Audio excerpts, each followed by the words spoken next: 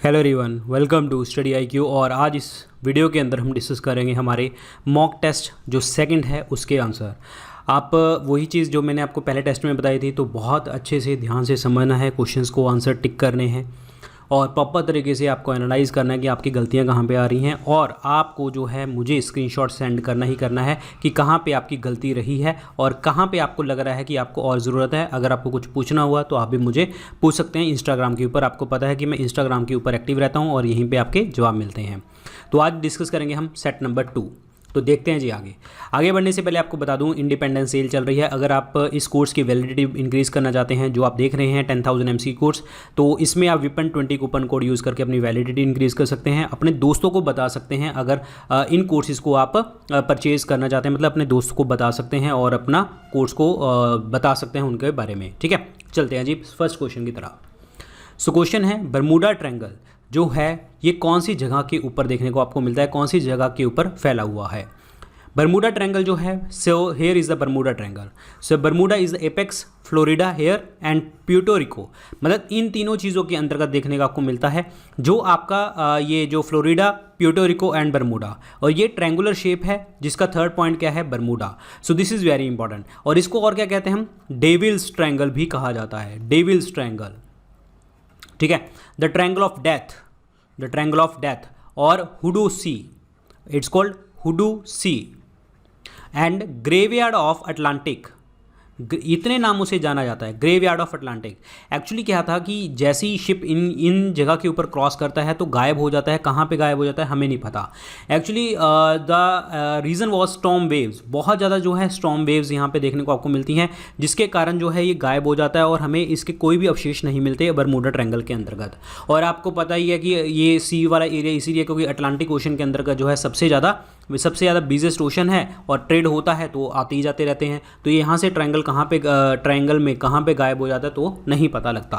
तो Bermuda triangle क्या है, सदर्न फ्लोरिडा और प्यूर्टो रिको। बिल्कुल सही, हवाई आइलैंड इसका पार्ट नहीं होता। तो 1 एंड 2, तो आंसर इसमें क्या बनेगा, बी ऑप्शन बनेगा correct answer. B option is the right one, B option. Euro tunnel जो है आपका, ये फास्ट रनिंग ट्रेन है, ये किसको ज्वाइन करता है, यूरो टनल। यूरो टनल जो इसको दूसरा नाम क्या है, चैनल टनल भी इसको हम कहते हैं, चैनल टनल भी इसको हम कहते हैं, जो इंग्लैंड और फ्रांस के साथ जो है ये जुड़ता है। आंसर इसमें क्या बनेगा, बी ऑप्शन बनेगा करेक्ट आंसर, बी ऑप्शन। ये 50 किलोमीटर जो है लॉन्ग जो है 50 किलोमीटर जो है आपका लॉन्ग रेलवे टनल है, चैनल टनल, जो आपका स्टेट ऑफ डोवर से और इंग्लिश चैनल तक जो है मतलब इन द इंग्लिश चैनल और यहाँ से क्रॉस करता है। तो this is very very important point, clear. इसकी कंस्ट्रक्शन जो है आपकी स्टार्ट हुई थी 1986 में और कंप्लीट हो गई थी 1994 में। और इंडिया के अंदर भी हमारा पहला अंडर सी टनल बनने जा रहा है मुंबई के अंतर्गत, जो आपका 2023 तक कंप्लीट हो जाएगा, जो आपका प्रियदर्शनी पार्क और से स्टार्ट होगा और नेताजी सुभाष चंद्र बोस जो है रोड है मेरीन ड्राइव के ऊपर, वहाँ पे जाके ख़त्म हो जाएगा। और ये 20 metre below the sea level बनाया जाएगा, जो मुंबई वाला होगा। लेकिन यहाँ पे हमारे चैनल टनल, यूरो टनल की बात हो रही थी, तो यूके और फ्रांस के बीच में देखने को मिलेगा। आंसर इसमें B is the correct answer, B option. Uranium का जो लीडिंग प्रोड्यूसर है वर्ल्ड के अंतर्गत वो कौन सा है, यूरेनियम का।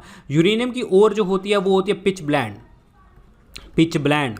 और पिच ब्लेंड ओर किसकी है, थोरियम की भी ओर है। और वर्ल्ड में सबसे ज़्यादा जो मिलता है कजाकिस्तान में हमें देखने को मिलता है यूरेनियम। आंसर इसमें सी ऑप्शन बनेगा। ऑस्ट्रेलिया दूसरे नंबर पे आता है और कनाडा तीसरे नंबर पे देखने को आपको मिलता है। So very very important. India के अंदर अगर यूरेनियम पूछा तो आपको मिलता है धारवाड़ रॉक्स के अंदर, धारवाड़ रॉक्स के अंतर्गत देखने को मिलता है, जिसमें आपका सिंगभूम कॉपर बेल्ट झारखंड के अंदर, उदयपुर, अलवर और झुंझुनू डिस्ट्रिक्ट जो आपके राजस्थान के वहाँ पे, दुर्ग डिस्ट्रिक्ट ऑफ छत्तीसगढ़ में, भंडारा डिस्ट्रिक्ट ऑफ महाराष्ट्र में और कुल्लू हिल्स, कुल्लू डिस्ट्रिक्ट और महाराष्ट्र में, कुल्लू हिल्स ऑफ जो है हिमाचल प्रदेश में देखने को आपको मिलता है। और कुछ आपके पार्ट्स जो हैं आंध्र प्रदेश में और तेलंगाना में भी देखने को आपको मिले हैं। और ये यूरेनियम जो है एनर्जी प्रोडक्शन में आपको काम आता है। यूरेनियम 235 न्यूक्लियर रिएक्टर में हम यूज़ करते हैं, एज ए फ्यूल यूज़ किया जाता है, एटम बॉम्ब परमाणु बम वगैरह बनाने में यूज़ किया जाता है।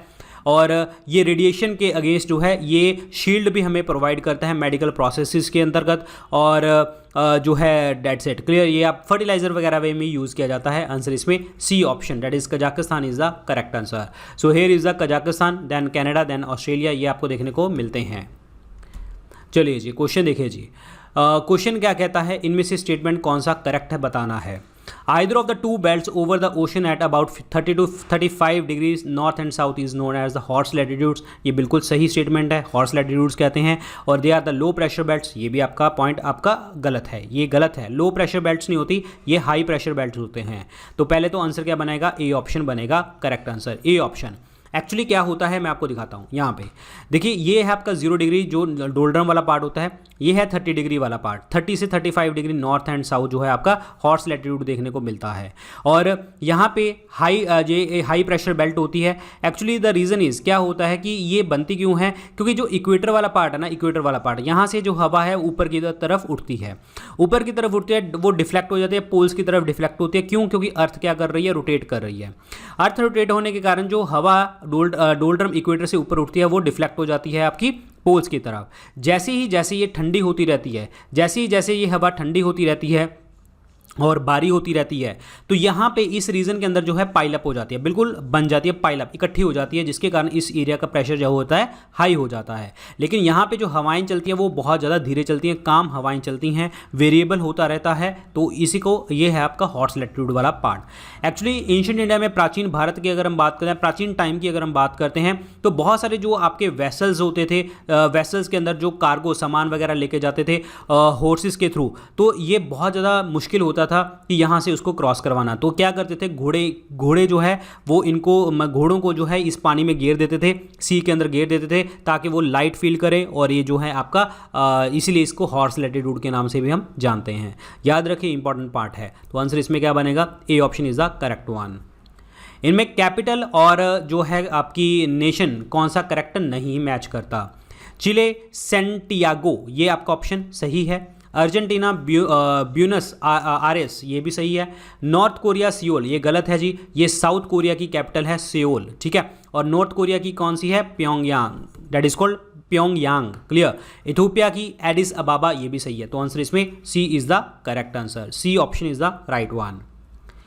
ट्रॉपिक ऑफ कैंसर, कर्क रेखा जो है इनमें से कौन सी कंट्री से नहीं जाती, इनमें से कौन सी कंट्री से नहीं जाती वो देखते हैं। तो पहले तो देखिए जी, यहाँ पे ट्रॉपिक ऑफ कैंसर जो है नॉर्थ अमेरिका, अफ्रीका और एशिया से क्रॉस करती है। ये हो गया नॉर्थ अमेरिका, ये हो गया आपका अफ्रीका ये वाला पार्ट, और ये हो गया एशिया वाला पार्ट। यहाँ पे जो है देखिए जी, यूनाइटेड स्टेट्स से क्रॉस करती है हवाई से, और उसके बाद मैक्सिको हो गया, और बहामाज, यहाँ पे बहामाज हो गया, ये आपका डेट इज़ द मैक्सिको वाला पार्ट हो गया। फिर अफ्रीका से जाती है यहाँ पे, that is in the Western Sahara हो गया, और मॉरिशियाना हो गया, माली हो गया, अल्जीरिया हो जाता है यहाँ पे, ठीक है। और उसके बाद नाइजर हो गया, लीबिया हो जाता है, और लीबिया के बाद इजिप्ट हो गया, सऊदी अरेबिया हो गया, यूएई वाला पार्ट आ गया, ओमान वाला पार्ट आ जाता है। फिर एशिया में इंडिया हो गया, उसके बाद आपका बांग्लादेश हो जाता है, म्यांमार हो जाता है, एंड उसके बाद जो है आपका चाइना हो गया और ताइवान हो गया। तो यहाँ से क्रॉस करती है, ठीक है। तो ये 17 कंट्रीज़ हैं यहाँ पे, और 3 ओशन से क्रॉस करती है, आपकी इंडियन ओशन, अटलांटिक और पैसिफिक।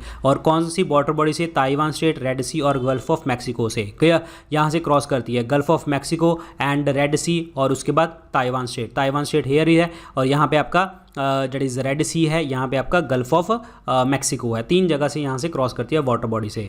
अगर मैं बात करूँ ट्रॉपिक ऑफ कैंसर को 2 रेखाओं में कौन काटता है, तो इंडिया में दो बार काटी जाती है। ये रिवर माही जो है इसको काट देती है 2 बार, क्लियर, याद रखिए, इंपॉर्टेंट है। तो यहाँ पे कौन सी कंट्री में क्रॉस नहीं करती, इजिप्ट से क्रॉस करती है, इंडिया से करती है, म्यांमार से करती है, लेकिन ईरान से क्रॉस नहीं करती। आंसर इसमें सी ऑप्शन बनेगा करेक्ट आंसर, इसी ऑप्शन, ईरान से नहीं क्रॉस करती। बाकी जो ऑप्शन है यहाँ पे जो आपका इजिप्ट से क्रॉस कर जाती है, ठीक है, इजिप्ट से क्रॉस करती है, और इंडिया से तो क्रॉस करती है, और म्यांमार से भी क्रॉस कर जाती है यहाँ पे। चलिए जी अगले क्वेश्चन की तरफ। अगला देखिए जी, इनमें से ऐसी कौन सी स्टेट है जहां पे आपकी रेल सर्विसेज नहीं है। इंडिया में सभी जगह के ऊपर रेल सर्विसेज हैं, लेकिन सिक्किम में नहीं है। आंसर इसमें डी ऑप्शन बनेगा करेक्ट आंसर। सिक्किम में जो है आपका प्रपोजल है 2022 तक जो है इनके पास आ जाएगी। अगर आप 2022 के बाद देखते हैं, मतलब पेपर देंगे, तो उसके बाद ये डेटा भी चेंज हो जाएगा, फिर हर जगह के ऊपर आपकी रेलवे हो जाएगी। अभी हाल फिलहाल में लास्ट टाइम 2014 के अंदर अगर हम बात करते हैं, तो मेघालय के अंतर्गत जो है आपकी पहली ट्रेन चली थी 2014 में last, date is in the mehndi पत्थर। मेहंदी पत्थर जगह के ऊपर जो है मेघालय में ट्रेन चली थी, गुवाहाटी में, मेघालय टू गुवाहाटी। तो आंसर इसमें डी। और सिक्किम वाली चलेगी वेस्ट बंगाल टू सिक्किम चलेगी, ये याद रखना। आंसर इसमें डी ऑप्शन बनेगा करेक्ट आंसर। बाकी सभी जगह के ऊपर आपकी ट्रेन है, रेलवे है। Answer is D. Ankleshwar is famous for, Ankleshwar किस चीज़ के लिए फेमस है? ये ऑयल फील्ड है और ये पेट्रोल, यहाँ पे पेट्रोल रिजर्व देखने को आपको मिलते हैं। 1958 में जो है अंकलेश्वर के अंतर्गत ये बनाया गया था और ये बड़ोदरा के पास है और गल्फ ऑफ खंबात के पास है ये, और date is in the Gujarat वाला पार्ट, क्लियर। और देखा जाए रिलायंस इंडस्ट्री सबसे बड़ी इंडस्ट्री है वर्ल्ड के अंदर, world most advanced and large refinery जो वर्ल्ड के अंतर्गत है वो रिलायंस के पास है, that is in the Jamnagar, Jamnagar. तो this is important one. Diamond mines की बात करें तो वो आपकी पन्ना माइंस हैं और ये कहाँ पे देखने को मिलती हैं? मध्य प्रदेश में। Answer is A option. अगला क्वेश्चन देखिए जी क्या कहता है। Himalayan soils are rich in the humus, बिल्कुल ये ह्यूमस के अंदर रिच होती हैं। जितनी भी माउंटेन के अंदर सॉइल होती है वो आपकी वो होती है जो है ह्यूमस के अंतर्गत ज़्यादा होती है, पोरस होती है, पानी ईजिली निकल सकता है, लेकिन डेफिशिएंट होती है लाइम से, फॉस्फेट से, मैंगनीज से, नाइट्रोजन से और आपका पोटाश से डेफिशिएंट होती है, लेकिन रिच होती है आपकी ह्यूमस में। ये आपका पॉइंट बिल्कुल सही है, पॉइंट क्लियर।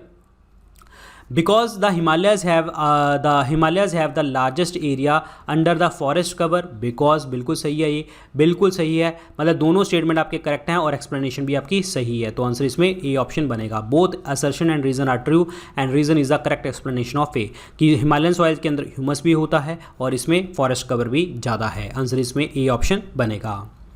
अमृत धारा वाटरफॉल जो है ये कौन सी रिवर के ऊपर है?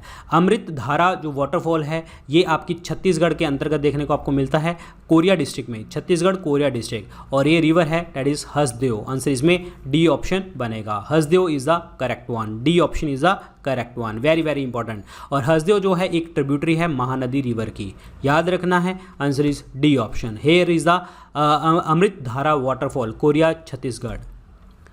अगला क्वेश्चन देखिए जी। Congress ministry in all the provinces resigned in the year 1939, ये बिल्कुल पॉइंट सही है। The Congress did not accept the decision of viceroy to declare the war against Germany in the context of the second world war, ये भी आपका point बिल्कुल सही है, मतलब असर्शन भी सही है, रीजन भी सही है और एक्सप्लेनेशन भी आपकी बिल्कुल सही है। एक्चुअली हुआ क्या था कि जब सेकंड वर्ल्ड वॉर घोषित करी गई थी तो 1939 में घोषित की गई थी और कांग्रेस मिनिस्टर ने रिजाइन इसीलिए किया था क्योंकि इन्होंने बोला था कि इंडिया जो है वो भी वॉर के ऊपर आ चुका है लेकिन हम थे ही नहीं, तो इसीलिए इन्होंने किसी का वेट ना करके हुए सीधा का सीधा क्या किया, आपका रिजाइन कर दिया और ये सारा आगे प्रोसीजर देखने को आपको मिला। और इस टाइम पे गवर्नर जनरल कौन थे? लॉर्ड लिंथिगो, लॉर्ड लिंथिगो, ठीक है। आंसर इसमें ए ऑप्शन बनेगा करेक्ट आंसर है। नॉन कॉपरेशन मूवमेंट जो गांधी जी की मूवमेंट थी, गांधी जी ने यहाँ पे इस मूवमेंट में बोला था कि आपको 1 साल में आज़ादी दिला के देंगे, और पहली मास बेस्ड मूवमेंट थी ये, जिसमें स्कूल के बच्चों, स्कूल के जो है लड़कियों ने मतलब जो काम करने वाली औरतें हैं सब ने पार्टिसिपेट किया था यहाँ पे। और जलियांवाला बाग हत्याकांड के अगेंस्ट जो है ये स्टार्ट करी गई थी और ये 1920 से चली थी, एक्चुअली 1920 से 22 तक चली थी। चोरी चोरा हत्याकांड के बाद इसको बंद कर दिया गया था। पर बात यहाँ पे यह है कि नॉन कॉपरेशन मूवमेंट में जब कौन सी इंस्टीट्यूशन जो है खोले गए थे, जब इन्होंने कहा था कि हम नॉन कॉपरेट करेंगे तो इसमें क्या बोला गया था, boycott of the foreign goods और इंडियन गुड्स की बात करी गई थी। तो बहुत सारे इंस्टीट्यूशन जो है इस्टेब्लिश किए गए थे, जैसे काशी विद्यापीठ की बात करें 1921 में बना था, और गुजरात विद्यापीठ की बात करते हैं अहमदाबाद में तो ये 1920 में बना था, और काशी विद्यापीठ जो है दैट इज़ द वाराणसी, और जामिया मिलिया इस्लामिया ये अलीगढ़ के अंतर्गत 1920 में बनी थी जो बाद में दिल्ली में शिफ्ट कर दी गई थी। काशी हिंदू विश्वविद्यालय और ये जो है आपका वाराणसी के अंदर है, 1916 में बना था। तो ऑब्वियसली बात है, तो ये 20-21 वाले आएंगे तो ये 1, 2, 3 बनेगा करेक्ट आंसर। आंसर इसमें सी ऑप्शन बनेगा right one, 1, 2, C is the correct answer. Question है इनमें से कौन सा सपोर्टर है इस प्रिंसिपल का, which is morally wrong can never be politically right. मतलब क्या हो गया कि कोई भी नैतिक रूप से गलत है तो वो पॉलिटिकली राइट नहीं हो सकता। तो ये स्टेटमेंट किसकी है, स्टेटमेंट याद करनी है, ये महात्मा गांधी जी की स्टेटमेंट है। आंसर इसमें सी ऑप्शन बनेगा। महात्मा गांधी जी ने भी बोला था ये post dated cheque on A crumbling bank, किसके लिए बोला था, जब 1942 के अंदर क्रिप्स प्रपोजल आया था हमारे देश के अंतर्गत, क्लियर। और 35 के एक्ट के लिए बोला गया था, that is new act of slavery, act of slavery बोला गया था, वो जवाहरलाल नेहरू जी ने बोला था। आंसर इसमें सी ऑप्शन बनेगा, right one. Mahatma Gandhi officially जो ऑनर्ड है, इनको फादर ऑफ नेशन और बापू कहते हैं। मोहनदास करमचंद गांधी 69 में इनका बर्थ हुआ था और international day of non violence इनको बर्थ एनिवर्सरी के ऊपर सेलिब्रेट की जाती है। अगला क्वेश्चन देखिए, who was given the life imprisonment for the murder of the colonel Wyllie. Colonel Wyllie की डेथ के ऊपर जो है किसको लाइफ इम्प्रिजनमेंट मिला था, तो मदन लाल ढींगरा जी को मिला था। आंसर इसमें ए ऑप्शन बनेगा। 1909 के अंतर्गत ये मिला था मदन लाल ढींगरा जी को। आंसर इसमें वन ऑप्शन बनेगा। उधम सिंह जी ने 1940 में माइकल ओ डायर को मारा था। ये माइकल ओ डायर जो है यही रिस्पॉन्सिबल था जलियांवाला बाग हत्याकांड के लिए। भगत सिंह 23 मार्च 1931 को इनको फांसी दे दी गई थी, याद रखिए। आंसर इसमें A option Madanlal Dhingra is the correct answer, Madanlal Dhingra. Question देखिए जी क्या है, लिस्ट 1 और लिस्ट 2 है, ये कुछ एसोसिएशंस हैं और ये उनके फाउंडर्स हैं, उनके मेंबर्स हैं, तो बताना कि कौन सा किसके साथ जुड़ता है। इंडियन एसोसिएशन की अगर हम बात करें तो सुरेंद्रनाथ बैनर्जी जुड़ते हैं इनके साथ, बी सेकंड ऑप्शन। पूना सार्वजनिक सभा के साथ जो है यहाँ पे गोविंद नाडे जी जुड़ते हैं, तीसरा ऑप्शन। बॉम्बे प्रेसिडेंसी एसोसिएशन की बात करें तो फिरोज शाह मेहता जी जुड़ते हैं, फोर्थ ऑप्शन। मद्रास महाजन सभा की बात करते हैं तो आनंद चार्लू, तो 2 3 4 1 बनेगा करेक्ट आंसर। आंसर इसमें A is the right one, 2 3 4 1 is the correct one, 2 3 4 1। ये कुछ न्यूज़पेपर्स हैं और कुछ ये पब्लिशर्स हैं, तो आपको बताना है न्यूज़पेपर और पब्लिशर्स का नाम किसने लॉन्च किया था ये, ठीक है। तो यहाँ पे ये बात करते हैं, लीडर की बात करें तो लीडर जो है मदन मोहन मालवीय जी ने लिखा था, ये बिल्कुल सही है, ये पहला बनेगा। बॉम्बे क्रॉनिकल जो है फिरोज शाह मेहता जी ने लिखा था, ये भी सही है, 2 बनेगा। इंडिपेंडेंट की अगर हम बात करते हैं तो ये मोतीलाल नेहरू जी ने लिखा था, 4 बनेगा। जस्टिस की बात करें तो TM नायर जी ने लिखा था, 3 1 2 4 3 बनेगा। Again 1 option is the correct answer. अच्छा, इसमें मैं आपको और बताना चाहूँगा ये जस्टिस के बारे में। जस्टिस TM नायर के साथ साथ जो है एक्चुअली बहुत सारे लोग थे इसमें, डॉक्टर सी नतेशा डेट इज़ मुदा लायर और इसको को फाउंड किया था TM नायर जी ने किया था। आंसर इसमें क्या बनेगा, A option is the correct one, A option. पहला यूरोपियन बताना है जिन्होंने इनिशिएट किया था पॉलिसी, क्या पॉलिसी कि अगर इंडियन प्रिंसेस के अगेंस्ट जो आपके प्रांत हैं उनमें आपस में झगड़े हैं, उनमें भाग लीजिए और उनकी प्रॉपर्टी का अधिग्रहण कर सकते हैं, इसको एक्वायर कर सकते हैं। तो पहला यूरोपियन किसने ये वर्ड यूज़ किए थे, तो वो था ड्यूप्लेक्स। ये आंसर इसमें बी ऑप्शन बनेगा। ड्यूप्लेक्स जो है ये बोलता था कि अगर वो लड़ रहे हैं तो हम इसमें जो है सफल हो सकते हैं। पहली बार ड्यूप्लेक्स था जिन्होंने यूरोपियन आर्मी जो है इंडियन कोर्ट्स के अंतर्गत जो है लगाई और राजाओं के एक्सपेंसेस के ऊपर, और इसीलिए इन्होंने जो है इंटरफेरेंस करी इंडियन पॉलिटिक्स के अंतर्गत और यूरोपियन एडवांटेजेस से। आंसर इसमें बी ऑप्शन बनेगा। ड्यूप्लेक्स जो है एक्चुअली ये फ्रेंच गवर्नर है और ये रहा था 1742 से लेकर 1754 तक रहा था। रॉबर्ट क्लाइव आपको पता है पहला अंग्रेज गवर्नर ऑफ द बंगाल इसको कहा जाता था, पहला गवर्नर ऑफ बंगाल, और ये इन्होंने बैटल ऑफ प्लासी लड़ी थी सिराजुद्दौला के साथ 1757 के अंतर्गत। एल्बुकर्क की बात करते हैं यहाँ पे, तो ये सेकंड गवर्नर रहे हैं पुर्तगीज़ के और ये जो हैं इनको founder of Portuguese colonial empire in India भी कहा जाता है इनको। This is very very important, clear, याद रखिए। और फ्रांसिसो डी एल्मीडा जो है ये इन्होंने एक पॉलिसी फॉलो करी थी, ब्लू वाटर पॉलिसी। इन्होंने कहा कि महल बनाने का कोई फ़ायदा नहीं है, नेवी के ऊपर कंट्रोल कीजिए, आपकी विजय होगी। वॉरेन हास्टिंग इन्होंने रेगुलेटिंग एक्ट आपको पता है दिया था 1773 का, और ये पहले गवर्नर जनरल ऑफ बंगाल थे, वॉरेन हास्टिंग। आंसर इसमें B option, Dupleix is the correct answer. Mir Bakhshi की जो पोस्ट थी मुगल इरा के अंदर, वो इनकी क्या पोस्ट होती थी, क्या काम करते थे? मीर बख्शी जो है ये मेनली तो अगर हम बात करें तो ये मिलिट्री एडमिनिस्ट्रेशन करते थे, अकबर के टाइम पे मिलिट्री एडमिनिस्ट्रेशन, बट इनको इंटेलिजेंस गैदरिंग और जो भी आपके जो लोगों को अपॉइंटमेंट करना, प्रमोशन करना इनके हाथ में होता था। प्लस ये जो है land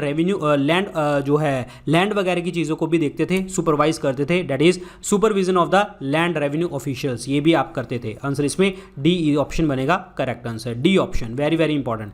Mir Bakhshi, clear, supervision of the land revenue official, भू राजस्व अधिकारियों का पर्यवेक्षण करना, ये जो है मीर बख्शी का काम होता था। D option.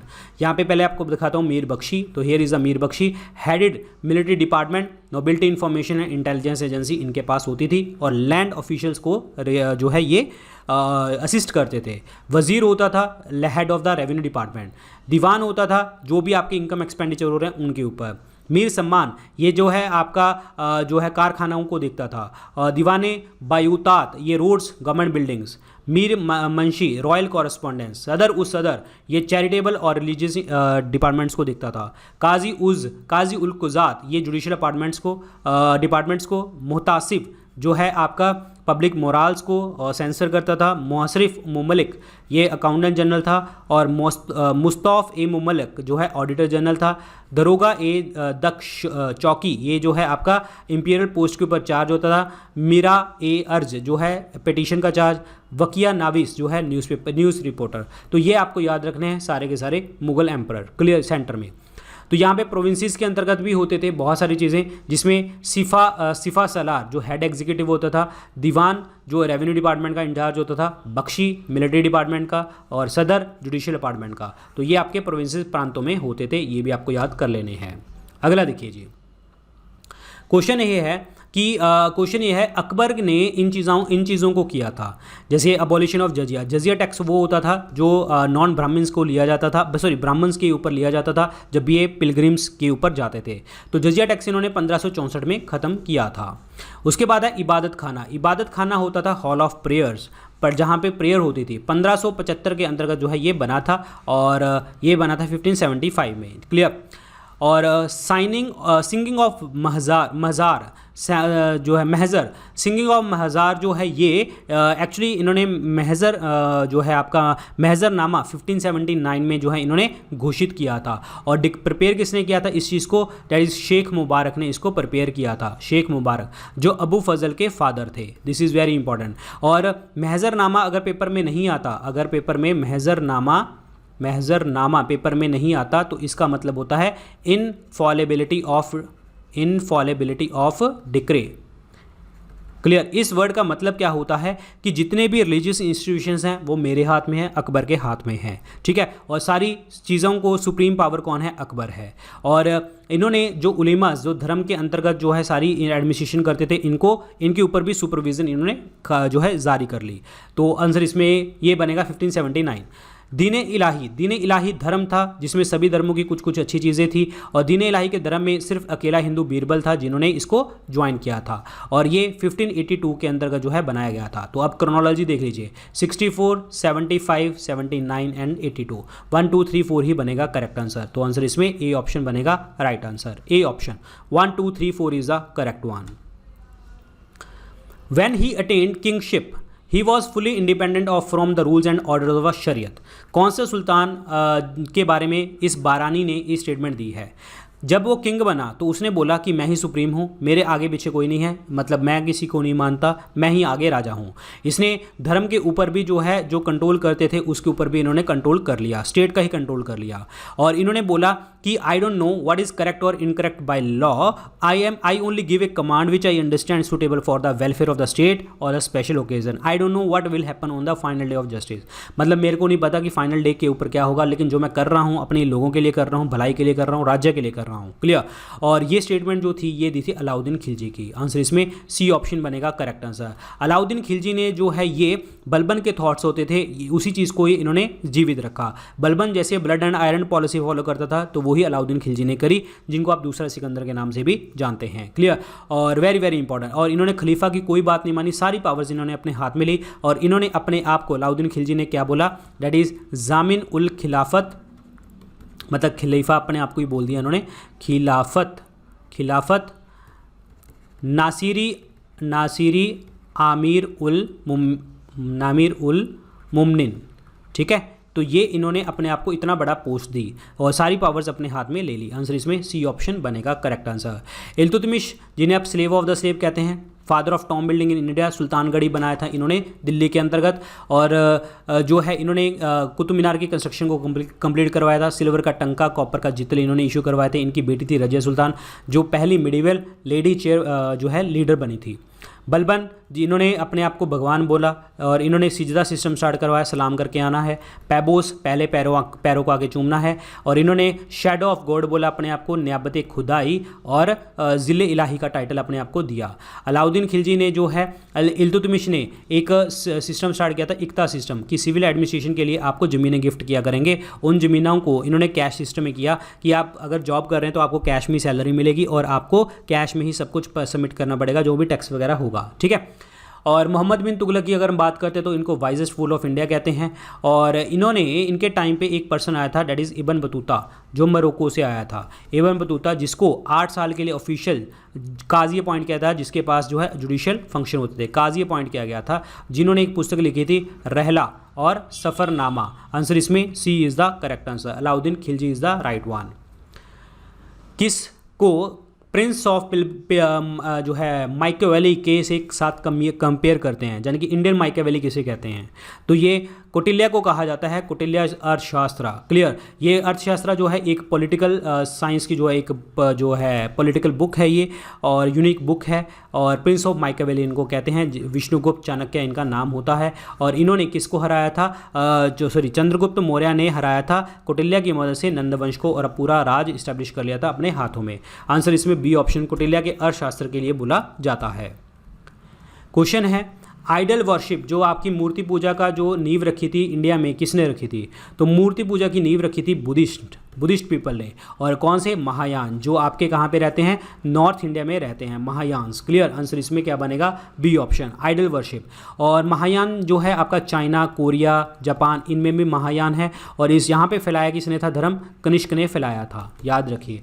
Answer is B. और कनिष्क को दूसरा अशोक कहा जाता है, और दूसरा अशोक कहते हैं क्योंकि अशोक ने भी ऐसी किया था, अपने बेटे महेंद्र और बेटी संघमित्रा को साउथ में भेजा था बुद्ध धर्म का प्रचार करने में। आंसर इसमें बी ऑप्शन बनेगा, Buddhism is the correct answer. Bone ornament जो है आपके मध्यकालीन भारत के अंतर्गत, जो मध्य पाषाण काल के जो है अस्थि आभूषण कहाँ से प्राप्त किए गए हैं? मतलब हड्डियों से बने हुए आभूषण कहाँ से प्राप्त किए गए हैं? देखिए, ये जब क्वेश्चन आया था, ये क्वेश्चन यूपीपीसीएस का क्वेश्चन है एक्चुअली, क्योंकि ये दोनों जगहें जो है यूपी में है।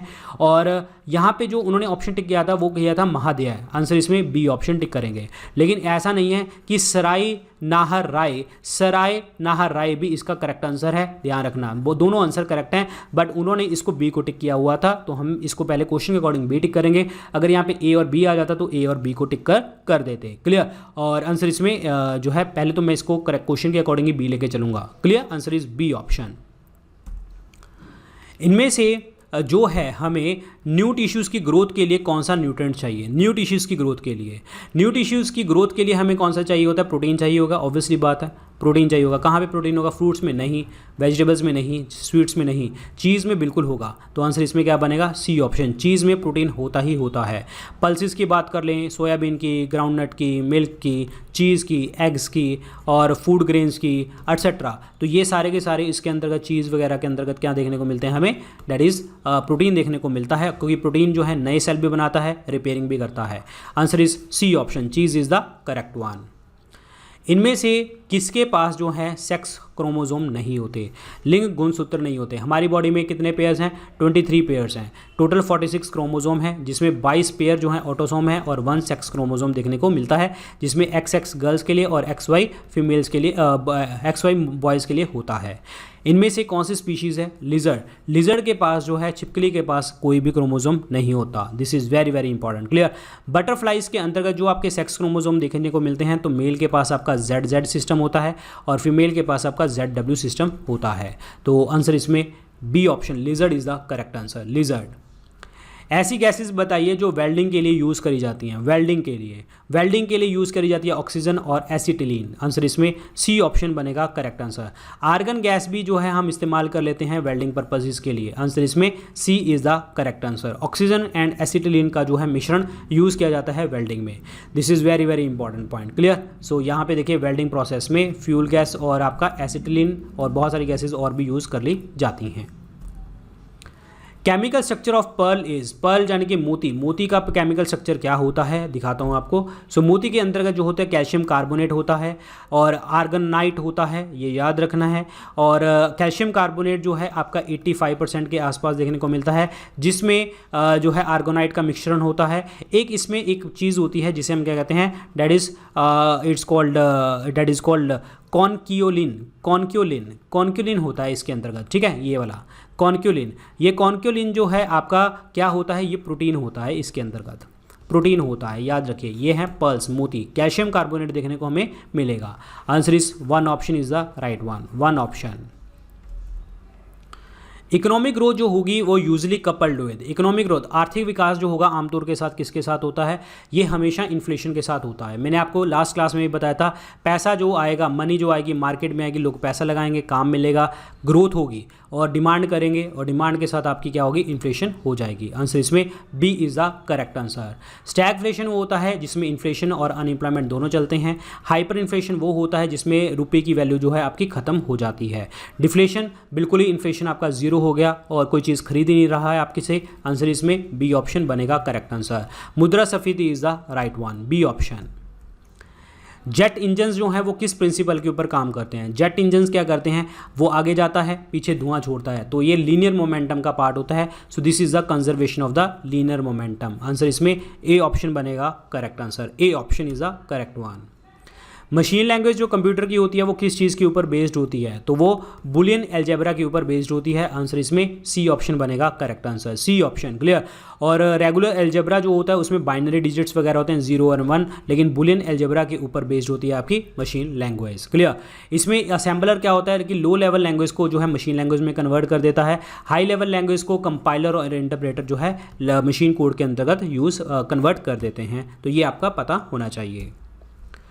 फ्यूज़ वायर घरों में लगी होती है, एक फ्यूज़ वायर लगी होती है। ये फ्यूज़ वायर क्या करती है, जैसे करंट बहुत ज़्यादा आ गया तो करंट को रोक के रख लेगी और साथ के साथ पिघल जाएगी, एकदम से पिघल जाएगी ताकि आपको पता लग जाए कि करंट बहुत ज़्यादा आ गया। तो इसका मतलब रेजिस्टेंस क्या चाहिए, प्रतिरोध कितना चाहिए, बहुत ज़्यादा, मतलब करंट को रोक के रख सके। और पिघलनी इसलिए चाहिए क्योंकि आप हमें पता लग जाए कि करंट बहुत ज़्यादा आ गया है, that is high resistance and low melting point. Answer इसमें सी ऑप्शन बनेगा करेक्ट आंसर। उच्च प्रतिरोध और कम गलनांक हमें चाहिए, सी ऑप्शन फ्यूज़। और फ्यूज़ जो बना होता है लेड और टिन का बना होता है, और प्योर फ्यूज़ की अगर हम बात करते हैं तो वो टिन का ही बना होता है, याद रखिए फ्यूज़ का। Transfer of heat bye convection जो है आपका किसके द्वारा होता है, संवहन द्वारा जो है ऊष्मा का स्थानांतरण किसके द्वारा किया जाता है, तो गैस और लिक्विड से करते हैं। आंसर इसमें सी ऑप्शन बनेगा राइट आंसर, गैस और लिक्विड से। आंसर इसमें सी, क्योंकि सॉलिड्स में क्या होता है, कंडक्शन, सॉलिड्स में क्या होती है, कंडक्शन होती है, लेकिन गैसेस और लिक्विड्स में कन्वेक्शन होती है जिसमें एक्चुअल मूवमेंट होती है मैटर की। Answer is C option. अगर ग्रेविटेशन फोर्स अर्थ की जो है आपकी सडनली डिसअपियर कर दी जाए, ग्रेविटेशन फोर्स ऑफ जी तो सडनली डिसअपियर कर दी जाए मतलब जीरो हो जाएगी, तो उससे क्या हो जाएगा, weight of the object will become zero and mass will remain the same. बिल्कुल सही पॉइंट है, मास कभी भी चेंज नहीं होता, मास कांस्टेंट होता है, लेकिन वेट आपका क्या हो जाएगा, जीरो हो जाएगा। क्यों हो जाएगा, क्योंकि वेट किसके बराबर होता है, m इंटू जी। मास तो कांस्टेंट है, ग्रेविटी क्या होगी, जीरो, तो ऑब्वियसली बात है वेट भी क्या हो जाएगा, जीरो हो जाएगा। आंसर इसमें 1 ऑप्शन बनेगा correct answer, 1 option is the right one. Mass हमेशा कांस्टेंट रहता है हर जगह के ऊपर। स्टेट इलेक्शन कमीशन जो है आपका वो इलेक्शन करवाता है पंचायत और म्यूनसिपैलिटीज़ के। तो यहाँ पे अर्बन बॉडीज़ के इलेक्शंस करवाता कौन है, देखिए यहाँ पे जो ऑप्शन है, देखिए पहली बात तो आपको पता होगा पंचायती राज इंस्टीट्यूशन के आर्टिकल होते हैं 243 ए से लेके ओ तक, और उसके बाद म्यूनसिपैलिटी के होते हैं 243 पी से लेके जेड तक, क्लियर, ये याद रखिए। तो यहाँ पे जो है आपका 243 ए से ओ तक आ रही है, तो पंचायत के बारे में बात कर रहे हैं, तो यहाँ पे पंचायत के इलेक्शन जो लिखे गए हैं 243 ए के अंदर लिखे गए हैं। अगर म्यूनसिपैलिटी की अगर बात करता है तो वो 243 ZA के अंतर्गत लिखे गए हैं, याद रखिए। आंसर इसमें क्या बनेगा आपका, ए ऑप्शन बनेगा करेक्ट आंसर। और 243L जो होता है ये कुछ एप्लीकेशंस है यूनियन टेरिटरीज के लिए। 243M की बात करते हैं कि ऐसा पार्ट जो किसी सर्टन एरियाज के ऊपर अप्लाई नहीं होता। 243N जो होता है आपका, ये आपका कॉन्टिन्यूस होता है, एग्जिस्टिंग लॉ जो आपके लॉ हैं, आपके एग्जिस्टिंग लॉ हैं पंचायत के, उनका कॉन्टिन्यूशन वो 243N में लिखा गया है। आंसर इसमें ए ऑप्शन बनेगा, 243K is the correct answer, 243K। 73rd amendment act हुआ था, दैट इज 1992, जो इंप्लीमेंट हुआ 93 में, जिसमें 29 सब्जेक्ट के ऊपर कानून बना सकती है पंचायत। तो इसका जो आगाज़ है, इसका जो स्टार्टिंग पॉइंट है वो कौन सी अमेंडमेंट से स्टार्ट हुआ था?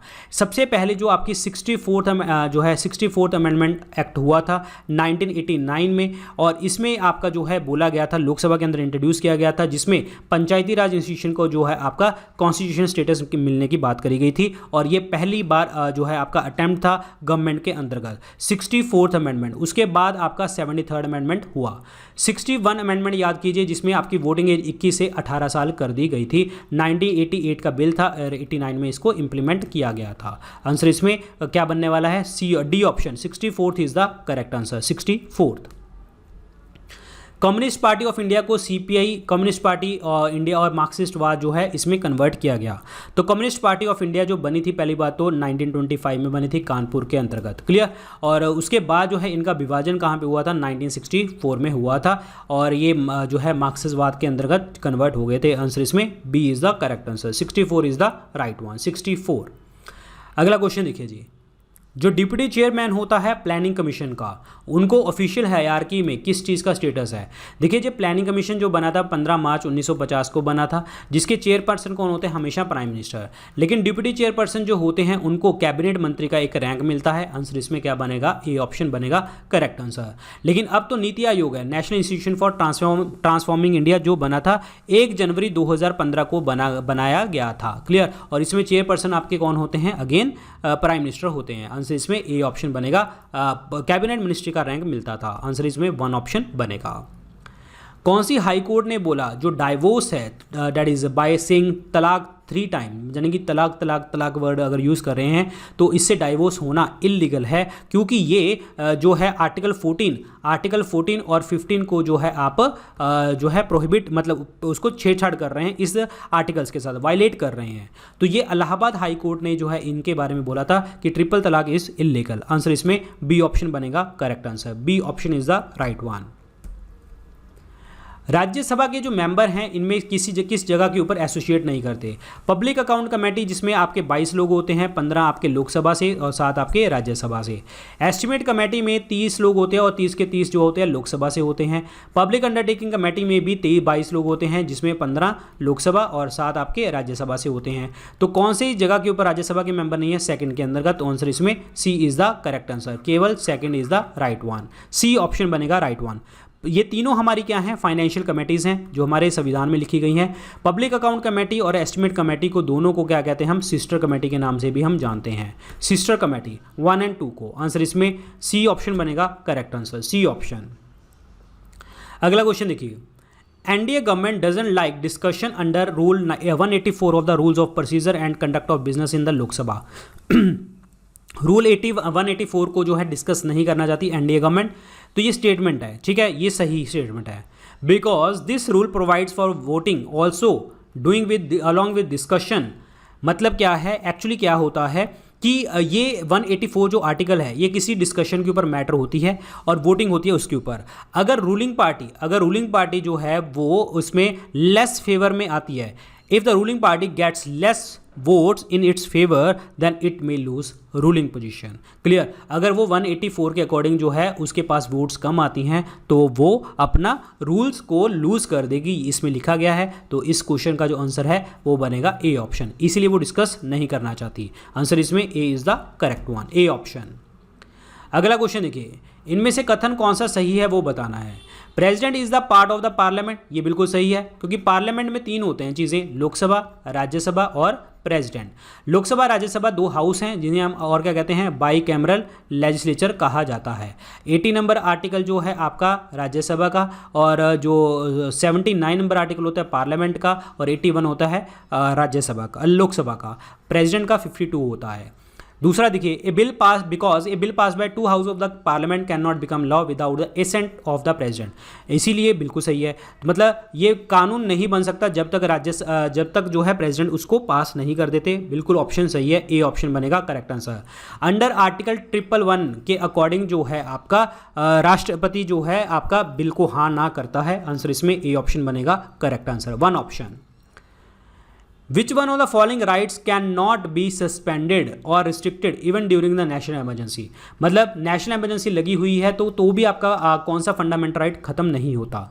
Right to reside and settle in article 19 खत्म हो जाता है। लाइफ और पर्सनल लिबर्टी 21 ये खत्म नहीं होता, ठीक है। और right to move freely in the country ये भी खत्म हो जाता है। प्रोफेशन बिजनेस, बिल्कुल आंसर इसमें क्या बनेगा जी आपका बी ऑप्शन, ये खत्म नहीं होता, बाकी सारे खत्म हो जाते हैं। देखिए अगर हम बात करें नेशनल इमरजेंसी की, नेशनल इमरजेंसी आपको पता है एक्सटर्नल एग्रेशन, आर्म्ड रिबेलियन और आपकी वॉर के कारण लगती है। अगर आपकी जो नेशनल इमरजेंसी है वो एक्सटर्नल एग्रेशन और वॉर के लिए लगी हुई है, ठीक है, वॉर के लिए लगी हुई है, तो आर्टिकल 19 नंबर ऑटोमेटिकली सस्पेंड हो जाता है।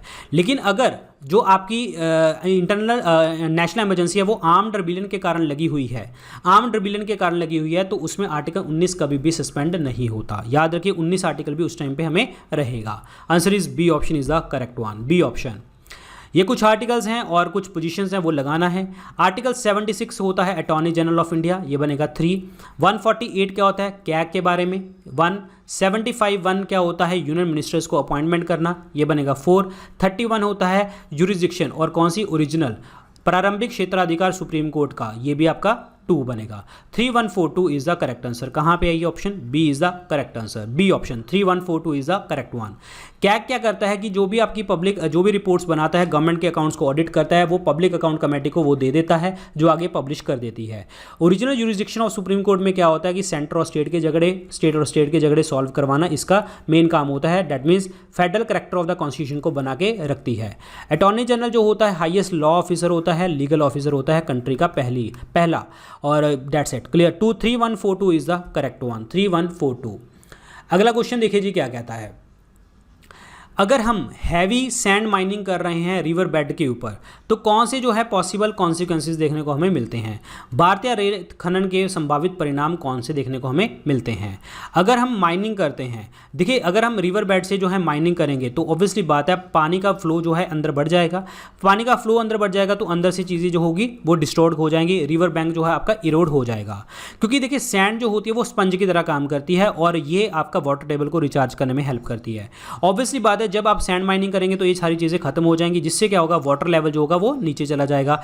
वाटर लेवल नीचे चला जाएगा तो ये स्पंज का काम भी खत्म हो जाएगा और आपका पोल्यूशन जो है पानी के अंदर बढ़ जाएगा। ये सब चीज़ें देखने को आपको मिलेंगी। सैलिनिटी इंक्रीज डिक्रीज हो जाएगी, ये गलत है, सैलिनिटी इंक्रीज हो जाएगी और आपका पोल्यूशन हो जाएगा ग्राउंड वाटर में, सही है, और पानी का लेवल कम हो जाएगा, ये भी सही है। Second and third is the correct answer, B option बनेगा right one, second and third is the correct one. Polythene bags जो होते हैं इसको डिस्ट्रॉय नहीं करते, क्यों? पहली बात तो ये पॉलीथीन बैग्स होते हैं ये नॉन बायोडिग्रेडेबल होते हैं, इसको दोबारा से हम खत्म मतलब नहीं बना सकते, इसको खत्म नहीं, नॉन बायोडिग्रेडेबल होते हैं, इसको बायोडिग्रेडेबल नहीं किया जा सकता, तो खत्म नहीं किया जा सकता और इसलिए डिस्ट्रॉयड नहीं किया जा सकता क्योंकि ये कार्बन और हाइड्रोजन के मॉलिक्यूल्स बने होते हैं और ये पॉलीमर्स होते हैं, बिकॉज दे आर पॉलीमर्स, और ये बहुत सारी जहरीली गैसें छोड़ते हैं अगर हम इसको जला देते हैं। इथाइलिन का बना होता है, ये इथाइलिन का पॉलीमर होता है। आंसर इसमें सी ऑप्शन बनेगा करेक्ट आंसर, सी ऑप्शन। इनमें से आपको कौन सा पेयर जो है आपका मैच नहीं करता? ये बायोस्फीयर रिजर्व्स हैं और ये स्टेट्स हैं। सिमलीपाल की बात करते हैं तो उड़ीसा के अंदर है, ये सही है। नौकरे की बात करें मेघालय में, ये भी सही है। अगस्त्यामलाई केरला में है, ये भी सही है। कंचनजंगा हिमाचल प्रदेश में, ये गलत है। कंचनजंगा जो है आपका कहाँ पे है? That is in the Sikkim, Kangchenjunga in the Sikkim. C option is the D option is the correct one. Question बताना है कि ऐसी कौन से राज्य हैं जिनमें फॉरेस्ट कवर उनके राज्य का 75% है, मतलब जो भी एरिया है उसका 75% जो है आपका स्टेट जो है फॉरेस्ट से घिरा हुआ है। अगर मैं एरिया वाइज कहता हूं तो मध्य प्रदेश की बात होती है सबसे ज़्यादा। अगर मैं परसेंटेज वाइज बात करता हूं तो मिजोरम में सबसे ज़्यादा देखने को आपको मिलता है, that is a forest cover. लेकिन 75% जो है आपका एरिया कवर है। ये रिपोर्ट है आपकी फॉरेस्ट रिसर्च डिपार्टमेंट ने जो रिपोर्ट पब्लिश करते हैं, जिसके अंतर्गत जो है अरुणाचल प्रदेश, नागालैंड और मणिपुर, ये 3 इलाके हैं जहाँ पे आपके सबसे ज़्यादा फॉरेस्ट देखने को मिलते हैं। तो यहां पे ऑप्शन क्या बनेगा? अरुणाचल प्रदेश, मणिपुर और नागालैंड। आंसर इसमें बी ऑप्शन बनेगा। अरुणाचल प्रदेश, मणिपुर और नागालैंड में देखने को मिलता है सबसे ज़्यादा फॉरेस्ट कवर यहां पे, ठीक है, बहुत सारा फॉरेस्ट कवर देखने को मिलेगा। कार्बन क्रेडिट का जो आपका कॉन्सेप्ट है वो चलता आ रहा है, वो कहाँ से आया?